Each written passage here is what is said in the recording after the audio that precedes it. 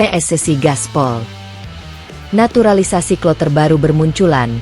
Skuad Garuda Auto mewah jelang FIFA Asian Cup 2026.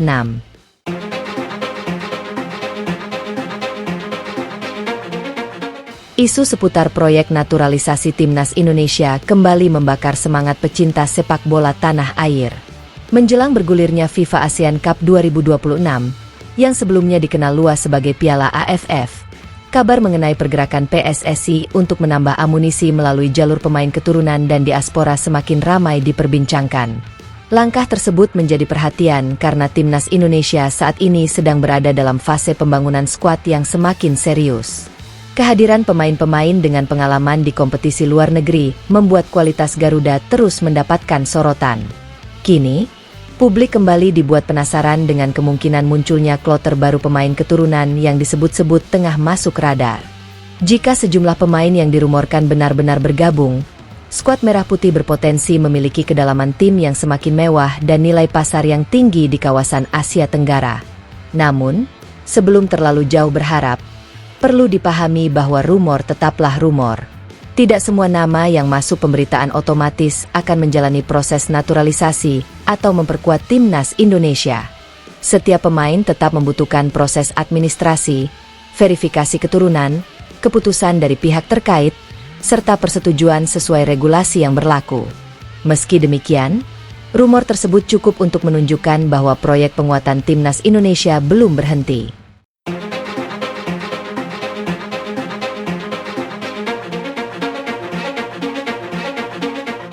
PSSI terus memburu amunisi baru.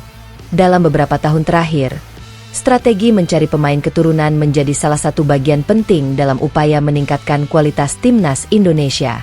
PSSI tidak hanya mengandalkan pemain yang berkembang di kompetisi domestik, tetapi juga memantau pemain-pemain berdarah Indonesia yang berkarir di berbagai negara. Eropa menjadi salah satu wilayah yang banyak diperhatikan karena terdapat cukup banyak pemain keturunan Indonesia yang tumbuh dalam sistem pembinaan sepak bola modern. Para pemain tersebut memiliki pengalaman berbeda-beda. Sebagian berkembang di akademi klub besar, sebagian sudah tampil di kompetisi profesional, sementara lainnya masih berstatus sebagai talenta muda yang memiliki prospek jangka panjang. Kehadiran mereka tentu memberikan pilihan tambahan bagi tim pelatih. Di era sepak bola modern, kedalaman skuad menjadi faktor yang sangat penting. Sebuah tim tidak bisa hanya bergantung kepada 11 pemain utama. Dalam turnamen dengan jadwal padat, rotasi pemain, kondisi fisik, cedera, hingga akumulasi kartu bisa mengubah komposisi tim secara drastis. Karena itulah, semakin banyak pemain berkualitas yang tersedia, semakin besar pula pilihan yang dimiliki pelatih. Komposisi skuad bergelimang bintang. Jika melihat perkembangan skuad saat ini, Timnas Indonesia sudah memiliki kombinasi pemain yang cukup menarik. Di satu sisi terdapat pemain lokal yang menjadi tulang punggung klub-klub besar kompetisi domestik. Mereka memiliki pemahaman terhadap karakter sepak bola Indonesia, atmosfer pertandingan di tanah air, serta hubungan yang kuat dengan supporter. Di sisi lain, ada pemain diaspora dan naturalisasi yang membawa pengalaman dari kompetisi luar negeri. Kombinasi tersebut membuat karakter Timnas Indonesia semakin beragam. Di lini belakang, kehadiran pemain berpengalaman memberikan ketenangan sekaligus kemampuan menghadapi tekanan. Di lini tengah, pemain dengan pengalaman bermain di Eropa bisa memberikan kualitas dalam distribusi bola dan penguasaan permainan. Sementara di lini depan, talenta muda memberikan energi, kecepatan, dan agresivitas. Jika kemudian gelombang pemain baru benar-benar masuk, persaingan untuk mendapatkan tempat di skuad utama tentu akan semakin ketat. Situasi tersebut sebenarnya bisa menjadi keuntungan bagi tim pelatih. Setiap pemain akan dipaksa untuk terus meningkatkan performa. Tidak ada posisi yang benar-benar aman. Pemain harus menunjukkan konsistensi, disiplin, dan kemampuan beradaptasi dengan sistem yang diterapkan pelatih. Persaingan sehat seperti ini pada akhirnya dapat meningkatkan kualitas seluruh tim.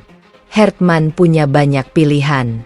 Kondisi tersebut juga memberikan keuntungan bagi John Hertman sebagai pelatih kepala Timnas Indonesia. Hertman dikenal memiliki pendekatan yang mengutamakan intensitas permainan, pressing, transisi cepat, serta fleksibilitas taktik. Sistem seperti ini membutuhkan pemain dengan kondisi fisik prima dan kemampuan menjalankan instruksi secara disiplin. Dengan banyaknya pilihan pemain, Hartman dapat menyesuaikan komposisi berdasarkan karakter lawan. Ketika menghadapi tim yang memiliki permainan cepat, misalnya, ia bisa memilih pemain yang mempunyai kecepatan dan kemampuan bertahan lebih baik. Ketika menghadapi lawan yang bertahan sangat dalam, pemain dengan kreativitas dan kemampuan membuka ruang dapat menjadi pilihan. Inilah alasan mengapa kedalaman skuad menjadi sangat penting. Timnas Indonesia tidak boleh hanya mempunyai satu rencana permainan. Sepak bola internasional menuntut kemampuan beradaptasi dari satu pertandingan ke pertandingan lainnya. Dengan semakin banyaknya pemain berkualitas, Hartman memiliki lebih banyak opsi untuk mengubah strategi tanpa harus kehilangan kualitas permainan secara drastis. Nilai pasar skuad makin tinggi. Selain kualitas teknis, kehadiran pemain yang berkarir di kompetisi Eropa juga berdampak pada nilai pasar skuad. Dalam beberapa tahun terakhir, nilai pasar pemain Indonesia mengalami peningkatan. Hal tersebut tidak terlepas dari semakin banyaknya pemain yang mendapatkan pengalaman di luar negeri. Jika beberapa pemain keturunan dengan nilai pasar tinggi benar-benar bergabung, total nilai skuad Garuda tentu berpotensi semakin besar.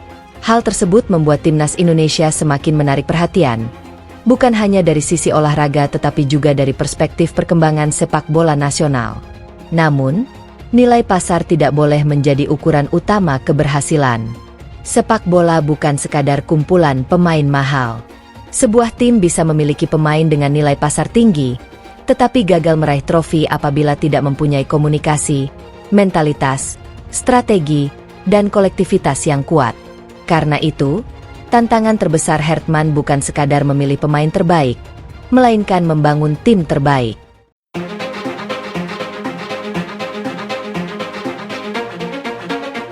Tantangan menjaga kolektivitas. Inilah bagian yang menjadi pekerjaan rumah terbesar. Semakin banyak pemain berkualitas, semakin besar pula tantangan untuk menjaga keseimbangan ruang ganti. Pemain lokal, naturalisasi, dan diaspora harus memiliki tujuan yang sama. Tidak boleh ada sekat berdasarkan latar belakang atau tempat mereka berkembang. Semua pemain harus memahami bahwa ketika mengenakan jersey merah putih, mereka membawa identitas yang sama. Kolektivitas menjadi sangat penting karena pertandingan di level ASEAN seringkali berlangsung dengan intensitas tinggi. Persaingan antar tim juga semakin ketat. Indonesia tidak hanya menghadapi persoalan kualitas individu, tetapi juga harus mampu membaca permainan lawan, menjaga konsentrasi, memenangkan duel, dan memanfaatkan peluang. Karena itu, proses adaptasi pemain baru harus dilakukan secara bertahap. Mereka harus memahami sistem permainan, karakter rekan setim, instruksi pelatih, serta atmosfer sepak bola Indonesia. Jika proses tersebut berhasil, kedatangan pemain baru justru dapat menjadi kekuatan tambahan. Target besar di FIFA ASEAN Cup 2026. FIFA ASEAN Cup 2026 tentu menjadi salah satu panggung yang sangat dinantikan. Bagi timnas Indonesia, turnamen ini bukan sekadar ajang regional. Kompetisi tersebut menjadi kesempatan untuk menunjukkan bahwa perkembangan sepak bola Indonesia telah bergerak ke level yang lebih tinggi. Selama bertahun-tahun, Indonesia dikenal sebagai salah satu kekuatan tradisional ASEAN. Namun, perjalanan menuju gelar juara selalu menghadirkan tantangan. Kini harapan publik semakin besar.